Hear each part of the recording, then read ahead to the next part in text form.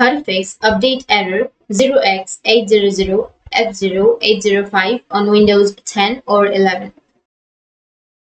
So if you want to fix the update error on your Windows 10 or 11, then what you need to do is, first solution is to reset update services. To do this, you need to simply press the Windows button and then type in services. And from the search result, you just need to simply scroll all the way down until you find the Windows Update service. Then double click on it and click on the stop button. In my case, I've already stopped the service. So if you've not stopped it, then you just need to simply go with stop and then again start the service.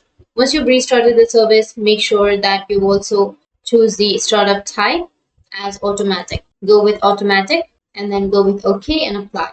Now save the changes and restart your computer and check if the problem still persists. Besides this, it is highly recommended that you also check the background intelligent transfer service and make sure it's running. You can simply right click on it and then you can go with start. It's a safety measure. Just right click on it and then simply go with the start or restart option. This will restart the service, and of course, once again, you can check if the problem still persists. Now moving on to the another useful solution is to run the Windows Update Troubleshooter. To do this, you just simply press the Windows button and then select the settings option. Afterwards, you just need to simply click on system, which is on the left side, and you need to find the troubleshoot option and go with other troubleshooters and then go with run, which is on the right side, which is next to the Windows Update. Go with run and it will detect any issues and try to fix them as soon as possible. Afterwards, you can just restart your computer and check if the issue still persists. And lastly, another useful solution is to reset your PC.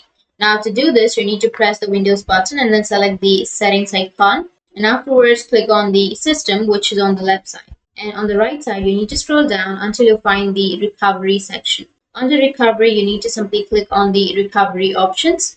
And under recovery options, you will have the advanced setup. You just need to simply go with the advanced setup, or you will have the reset this PC option. You just need to simply go with reset PC. So click on the button and then proceed with your preferences.